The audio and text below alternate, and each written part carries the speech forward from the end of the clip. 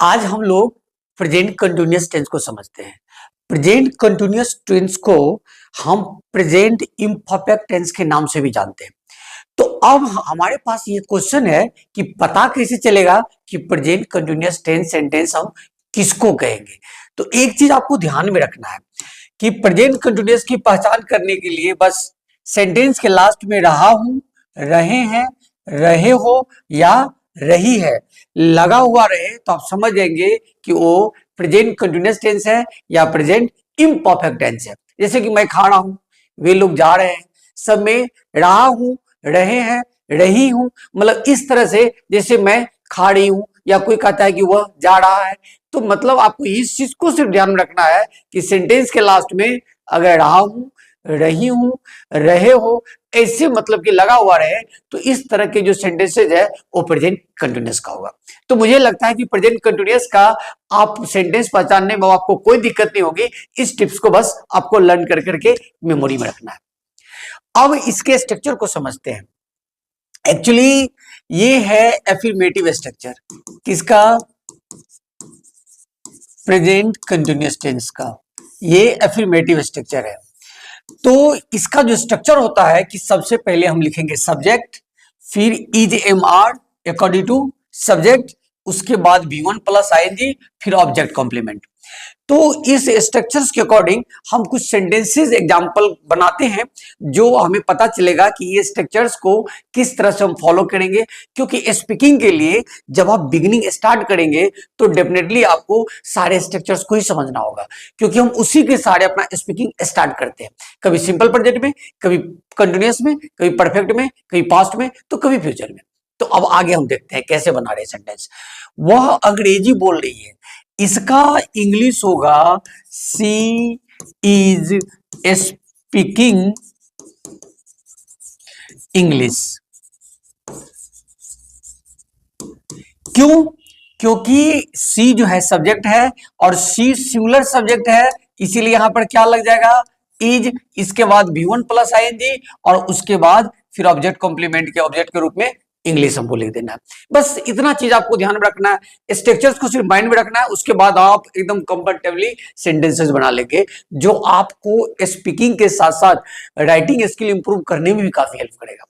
दूसरा सेंटेंस है कि हम लोग बाजार जा रहे हैं, तो बस सिंपल यहां क्या हो जाएगा, वी, और यहां इज नहीं होगा, क्यों होगा आर, क्योंकि आपको ध्यान में रखना होगा कि वी पुल्लर है, इसीलिए इसके लिए क्या लगाएंगे, पुल्लर वर्ब, यानी आर का इस्तेमाल होगा।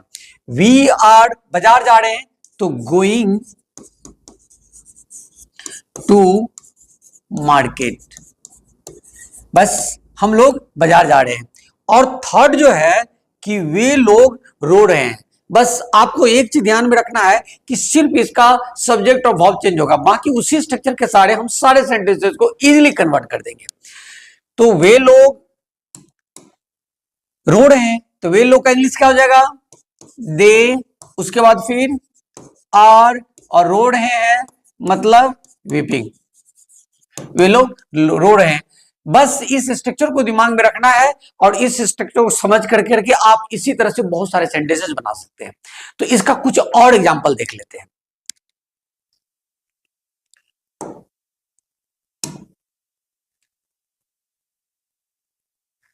अब हम कुछ एग्जांपल को देखते हैं कि जैसे अगर हम ये लिखे कि वह हंस रही है, वह हंस रही है, वह हंस रही है, इसका क्या होगा, रही है तो स्वाभाविक है लड़की है तो इसके लिए हम क्या यूज करेंगे, सी इज लाफिंग। अगर हम इसी तरह से दूसरा सेंटेंस बनाए कि यह भौंक रहा है, यह भौंक रहा है, इसका इंग्लिश क्या हो जाएगा, हम डेफिनेटली हम किसी एनिमल के बारे में बात कर रहे हैं तो क्या लिखेंगे, ये डॉग हो सकता है, इट इज बार्किंग। हमारे हिसाब से कोई भी दिक्कत नहीं होनी चाहिए। चलो एक एग्जांपल और इसका हम देख लेते हैं जो है यू से। अगर हम यू से एग्जांपल बनाएंगे तो हम ये बना सकते हैं कि तुम नाच रहे हो, तुम नाच रहे हो। इसको इंग्लिश में क्या कहेंगे? वेरी सिंपल, बस यू का क्या हो जाएगा इंग्लिश? तुम का यू, क्योंकि तुम है इसके लिए यू, और यू के साथ कौन सा वर्ब लगेगा? आर, यू आर, और नाचने के लिए डांस में आईएनजी, और इसके आगे अगर ऑब्जेक्ट कॉम्प्लीमेंट मिलाना हो, और इसके आगे अगर ऑब्जेक्ट और कॉम्प्लीमेंट और अगर आपको ऐड करना हो तो आप लिख सकते हैं कि you are dancing on the stage, you are dancing on the road, you are dancing in the field. आपको जो भी ऑब्जेक्ट कॉम्प्लीमेंट लगाना आप इस तरह से लगा सकते हैं। तो मुझे लगता है कि प्रेजेंट कंटिन्यूअस का एफर्मेटिव सेंटेंसेस आपको बनाने में अब कोई दिक्कत नहीं होनी चाहिए, बस इस स्ट्रक्चर को आपको दिमाग में रखना है, और इसी तरह से और भी बहुत सारे वर्ब्स और सेंटेंसेस को चेंज कर करके, सब्जेक्ट को चेंज कर करके बहुत सारे सेंटेंस बनाने की प्रैक्टिस करना है, जिससे आपका स्पीकिंग तो अच्छा होगा ही, राइटिंग स्किल में भी आपको बहुत ज्यादा हेल्प मिलेगा।